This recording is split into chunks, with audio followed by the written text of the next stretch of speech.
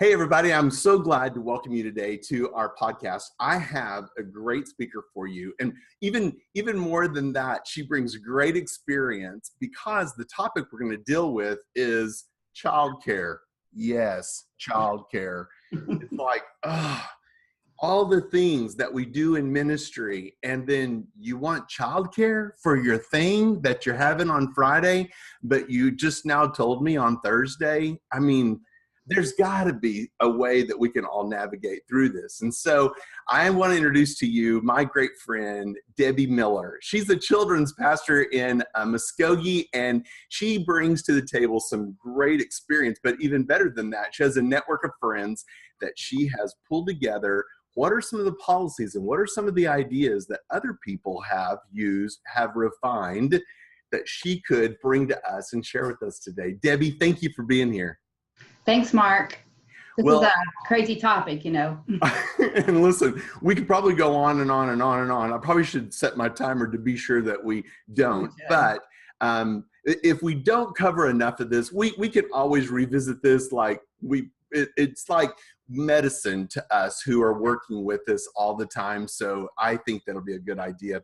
But I noticed that you put together a great little handout, and I'll make this available on the show notes here on the website. But it's the do's and don'ts of childcare needs, dealing with childcare needs. Kind of open it up. Tell us where you've been and how you got to this place with this. Okay. Well, I've been doing children's ministry for a number of years, but childcare is always just the most difficult thing. It sounds very simple to people who want childcare provided, but it's not always that simple. So last fall, I started thinking, okay, what is everybody else doing? I had my ideas, but I thought, okay, what are the other churches doing and how are they handling this? And so I just sent out this mass email to a bunch of children's ministers and said, tell me how you do it. What do you do it for? What do you not do it for? What are your requirements? So, were people pretty quick to respond? Or there was a collective moan and groan through the email. But yes, they were. And some of them just were waiting to see what everybody else was going to say, because kind of we're all in the same boat. It's something we have to do, but it's kind of the evil of what we do, even though it's very necessary. But some were interested to share. Some shared their policies. One church in particular, Waterloo, in Edmond, Emily Townley really kind of already had a written policy, and I kind of took hers and kind of tweaked it to meet our needs, because no two churches are the same. And what you can say no for in one church, you can't say no for in another church. So you have to really know the culture of your church. And I feel like as I've sat in staff meetings and dealt with these requests and stuff, and they're all looking at me like, I thought you supported our ministries, and we're like, what? And all I had, or I felt like I was working with, were maybe some rules that were made along the way. Like there has to be at least 7 children in order for us to have 2 childcare workers. Right. It has to be an ongoing thing, or it has to be a temporary thing. Like there were just like 3 or 4 rules, not a policy. Right. So please tell me more. That sounds great. So then I thought, okay, what I really needed to do at our church was write a policy. Now, that is not always a quick thing that you do. It's not fun. And one of the things that I wrote in the handout was, when you put that policy together, you need to run that past some people for approval. In our church, it's the Childhood Ministry Council that would approve a policy. And then, of course, input from the ministers. But if you don't have a childhood council, then your church administrator, your pastor, your ministerial group, somebody besides, it can't just be Miss Debbie's policy. Right. It has to be a church policy. So there's some teeth in it. Yeah, some teeth and then somebody behind your back. Yeah, backing you. Just make that up. Right. It really is an approved policy. Mm-hmm. So that's written in the do's and don'ts. The other thing that, we all have to consider is church insurance really does drive some of the things that we do. Oh, so yes. Be aware of what your church insurance policy. I've done one webinar with our insurance company on childcare off-site, like small group childcare. Yes. And the insurance that our church has, which is Brotherhood, if you provide childcare off-site and you are advertising, we're having this small group meeting here, childcare is provided, then at that site, you must follow all the guidelines that you follow if it were at the church. Yeah. So you just have to know everybody's insurance company is different, but but don't write a policy completely ignorant of what your insurance company is going to expect that you're doing. Absolutely, because if you're not abiding by their rules, then they don't have to cover you. You're liable. Right. And then you're negligent. Yeah. Wow. Yeah. So anyway, that was It's just serious. I mean, I think that's worth noting. Yeah, well, because I think we forget that we're always liable.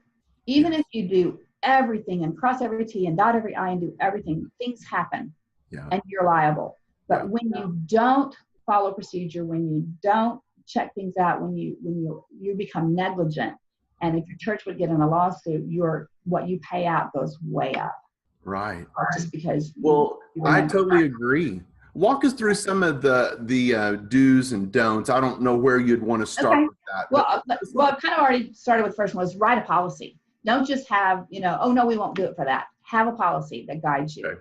Check with your insurance company. Consider the needs of your church. Right. The church I'm at is steeped in tradition and history. It's 120 years old. So you kind of have to, we've always done it, So that policy helps you say, well, we may have done that way 20 years ago, but today, because of lots of reasons, here's our policy. So know the climate of your church, the culture of your church. Have it approved by somebody besides yourself.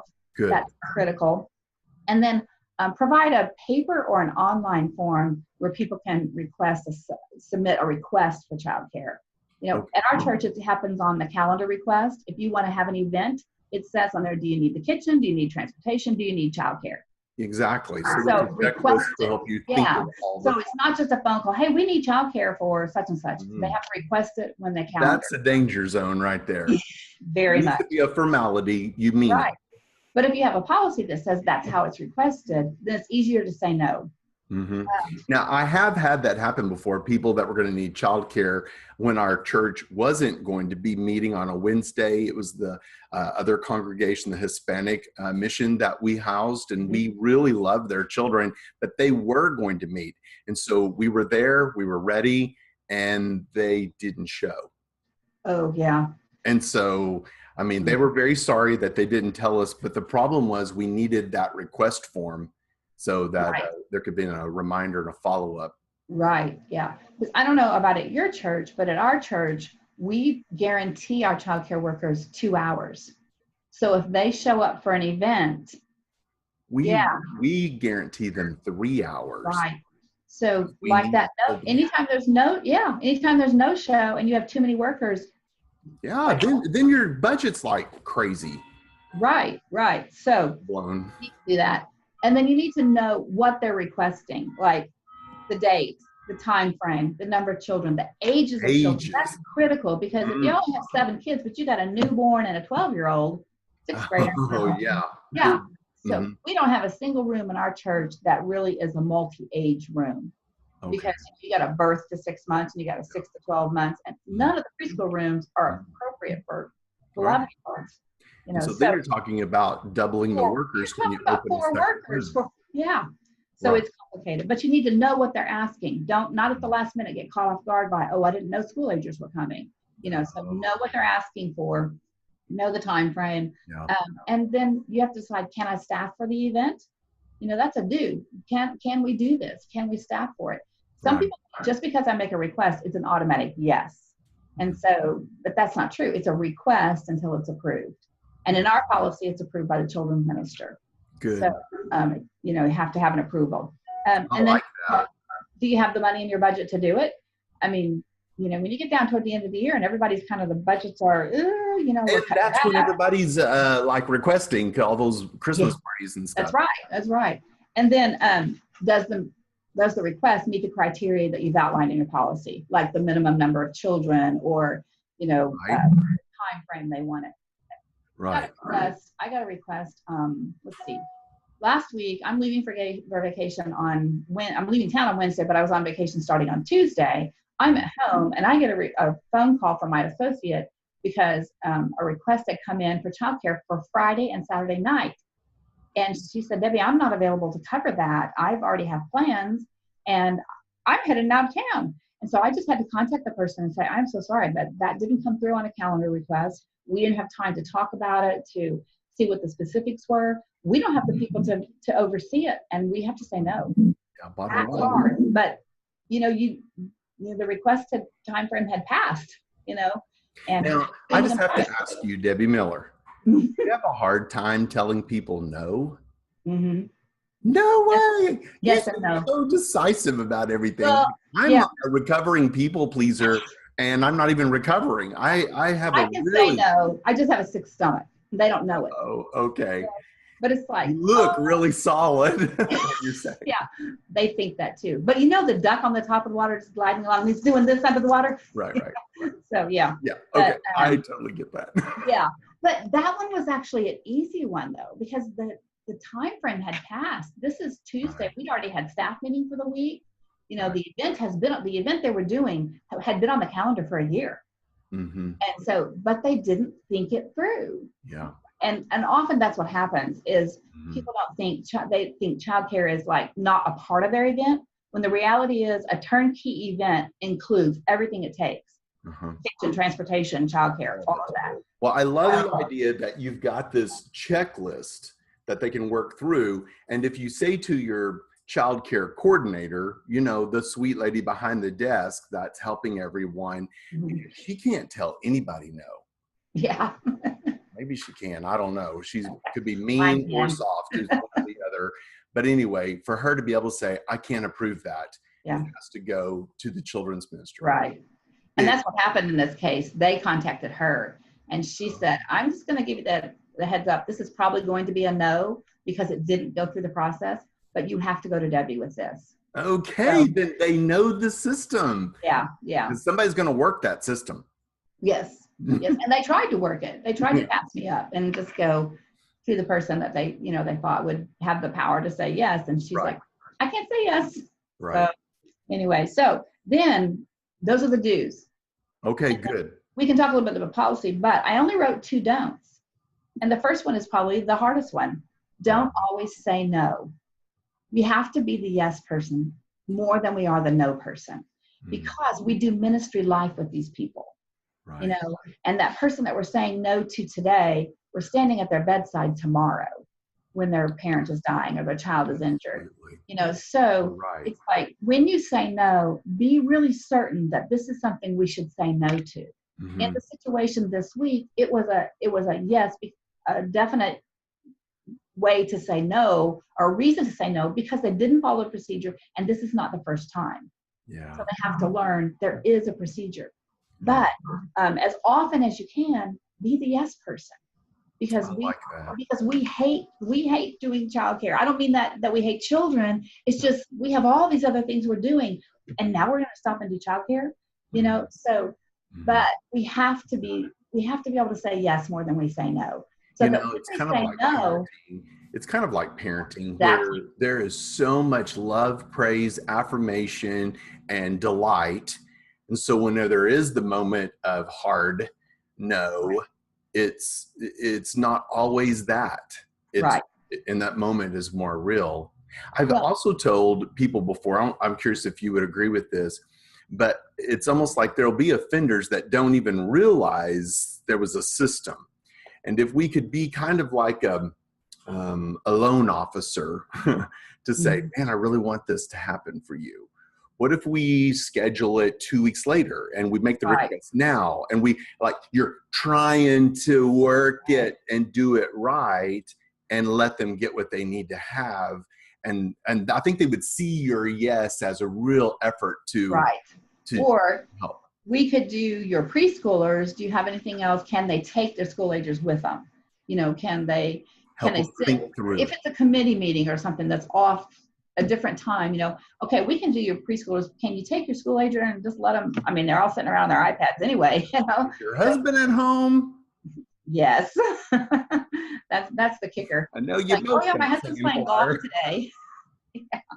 I sound a little bitter, don't I? Yeah. My husband didn't want to do childcare. Oh, I think that's called parenting. Oh, yes. Yes. Right. Babysit. So the don'ts. Say no more than say yes more than you say no. And then don't put your church in jeopardy by not following guidelines that are in your policy. By saying, well, we're going to do it, but I can only have one person. Well, I'll put a 14-year-old in there with them, Well, that doesn't meet the guideline, The insurance says you will have 2 people, 18 years and older, so anytime we Really violate, find out what the insurance says. You don't want to be negligent. no, but anytime we violate church policy to say yes, then we're putting the church at risk. I agree. What I believe happens there is you can only do that so many times before something really goes wrong. Right. I mean, and people say, well, but we're trusting God to protect us with this, but God expects us to use a brain. Right. It's like we're not dummies in this. Everything must be done decently and in order. That's right. That's right. That's biblical. Oh yeah. So I wish I could tell you the reference. 1 Corinthians. Yeah, I don't know either, but somebody will look it up. Yeah. You'll get an email. I hope so. So then the part just comes where figure out what your policy is. And we're kind of, the policy is written. It went by my childhood council. They approved it. There was only some discussion really about the number of children. That's really kind of the hardest thing. What is the minimum number? Is it families? Is it children? I finally decided, okay, what are the least number of children I would want in a room to justify to paying 2 workers? And I decided 7 was the number. Because they'll quit. Yes. So I thought, okay, 7. So if it's a mixed age range, we could probably still, and it's only an hour-long meeting or an hour and a half or something, we could probably still make that work. But it's just, that one was probably the hardest thing to decide. What we also had to figure out is what were the no's? What would we not provide childcare for? And put that in the policy. We don't provide policy for parties and fellowships that are outside of regular scheduled events because we already have childcare for Bible study parties 4 times a year. And so if an adult Bible study class wants to have childcare for their party, they have to have their party on the night we provide childcare because those dates are published in advance. Oh, man, they're a year ahead. Yeah. So have your party on that night, and if you don't want to, then you have to have a family party, or parents have to get babysitters because we want family party. Yeah, I know.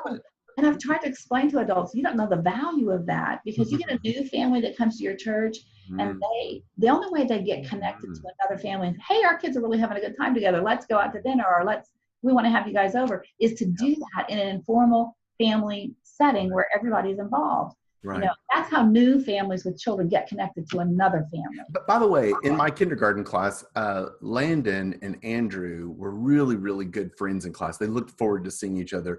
They were both a little more calm than these other boys in the class. And the other boys just kind of made them crazy. So anyway, I told Andrew's mother, I don't know if you realize, but Landon and Andrew are really great friends if you're looking for someone to have a play date with or something, because they really do enjoy each other's company. And she said, really? Who's his parents? And so I told her, and she said, they're in our Sunday school class. Hey, there you go. So glad I could help you connect the dots because they're all friends. I mean, it's right. Mm-hmm. Oh, that's great. Families getting together could really help everyone. Right. Yeah. We have it in our policy too that we won't do church-wide fellowships. Sometimes people with babies want us to do childcare during a church-wide fellowship so that they won't have to take their baby to the fellowship. But we just say no because we want our workers. Some of our workers are also church members. Yeah, exactly. And they need to be with the church body. So we don't do childcare for church-wide fellowships. We don't do childcare for weddings. Okay. Right. We don't do childcare for non-First Baptist Muskogee groups. Like if another group wants to use our building for something, we don't do the childcare. Church. Yeah. If we have a big, huge conference and we invite other churches, like we've done David and Sissy. Oh, sure. You're the host. We're the host, but we only do childcare for our children and tell other churches, if you're going to bring your people, you would need to consider hosting childcare at your facility for your parents. Oh, okay. Yeah. Because we just don't have enough people to do childcare for everybody. No, you couldn't. So, funerals are the sticky one. So what do you do? I'm curious. Well, what we do is we don't provide the childcare. We do, with the 24-hour notice, make a room available to the family, and they have to have 2 workers in there that have follow the policy. Yes, we follow the policy. 2 workers in there who have a background check. Generally, a family in the church has another family or other people in church in their Bible study class, whatever, that are willing to minister to them in this way. and already have background checks because I've done, extended session or whatever. So Right. that's kind of how we approach it. We'll provide a room, give us 24 hours notice. We'll provide the room. And we kind of sometimes try to make sure the funeral home understands that, but that's not always successful because we don't have a close relationship with every funeral home in town. And just to give you a little perspective from our vantage point with funerals, we have really said no childcare available. And like if they'd requested a room for their own people, we would follow what you just said. Right. But if the pastor came down and said, this is going to be a need, and that rarely happens, right, then we would facilitate it, because there have been young families with great tragedy, and we saw the need was huge. Right. And that is the ministry part of it, Mark. And that's what we can't forget. I totally is agree. that policy is to guide us and to help us stay legal, to help us stay appropriate, to be good supervisors of children, to make sure they're safe. But in those tragedies, because there are some tragic things that happen in families. Oh, absolutely. You have had some of that this last year, Debbie. I just have felt so heavy for all you've endured with all that. So, when those things happen, then it becomes a ministry opportunity. Right. To reach out to a family. Yeah. And so the policy, you still follow the policy in terms of 2 people in the room, but the policy about we don't do it goes away and we minister. And that's what we have to understand and that's why I say, about the say yes more than you say no is we still do ministry life with these people. Yeah. Policy. That's such a great word. Yeah. I'm just a firm believer in that. Totally. And I had a new associate one time and she came out of the childcare field, which is where I came into ministry from. Was I worked for a very large childcare corporation and came into ministry with that background. And I had to explain to her, I said, you need to understand, in that world, in the corporate childcare world, the policies are driven by corporate offices somewhere for whatever reason, probably a lawsuit or something, who knows. Yeah. And you either agree with the policy and follow the policy, or you just don't work there. I mean, it's just that strict. Simple. In church, we have policies to guide us and protect us, but we do ministry with these families. And so we have to decide at what point do we have to set aside something in order to minister. Are you still there? Yeah. Okay. I just got a little thing that says my internet connection is unstable. No, I can hear you. You're very good. Okay, good. Anyway, just always keep that in mind, even with your policy. Yeah. And that happens like when the pastor comes and says, or in the minister's meeting, you talk about the tragedy and how do we meet the needs of this family. And sometimes your people who work under you have to understand, if I say, yes, we're doing childcare for this, they just have to trust that it's a real ministry opportunity. Hey, I might just add, when that policy, you can hear my clock chiming, I bet.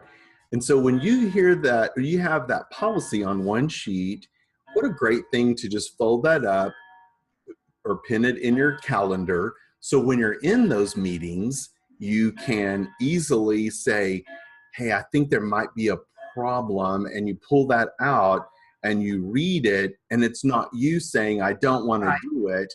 It looks like this won't work. What if we did, or can you think of? Right. And the rule sheet's there. But if you're recalling it from your memory, it almost appears like you're not a team player. Right. Oh, yeah. That's always the risk in children's ministry. Yeah. Because we're so diligent. We count heads, we call names, and it's just, I just got done with camp, so I'm still counting heads in my sleep. And whatever they're asking for, their heart is like deeply involved in this. And for you to poo-poo their idea, you look like the villain, and that's not the reputation you want or anything. Hey, I got to ask you a question. As we're kind of winding this up and stuff, I want to find out, this policy you have, would you be able to send it? You can take your church name off of it, but I'd like to put it up as just a Word document that people could edit it. But you know how it is when you have something to look at and go, yeah, that's us, but let's word it like this at the end, or we don't need that. Or if you looked at Waterloo's policy and you looked at my policy, they're very similar. Okay, so you know what I'm saying. Yeah, just because why reinvent the wheel? I'm more than happy to share anything that we've done that, you know, as long as people say, this doesn't work in our environment because of this, I'm taking this part out. As long as you make it yours. Okay. You know, not somebody else's. Absolutely. Well, thank you, Debbie. Before we finish, is there anything else that you want to jump in with that I cut you off too soon or something? No, I think that we pretty much covered it. I mean, people need to look at the policy and if somebody wants to email me and ask a question, why did you say this or why did you not do it this way? You know? I'll put that on the show notes then if you want me to do that. Sure. That's great. Thank you. I just can't thank you enough for sharing all of this information because it is the camp we all live in, and can I just say struggle in? Yes. We are the elephant in the room. Yeah, exactly. And what you do with an elephant, you eat it one bite at a time. Yes.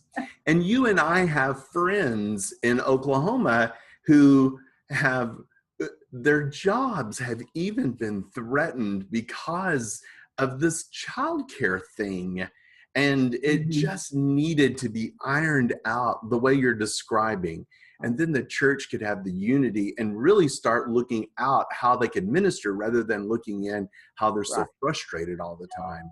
And that would be huge. So thank you. I bet this will be visited over and over as people take notes and reiterate some of the things that they know are important. So you have helped all of us, Debbie. Thank you very much. Thank you. Well, that's it for this. Start again. So that's it for this episode of Mr. Mark's Classroom. I'm so glad you joined us today. Please go by iTunes and give us a review. Tell us if you like this or not, if this is helpful. We want to make this available to you, and we want to help you get clarity in ministry.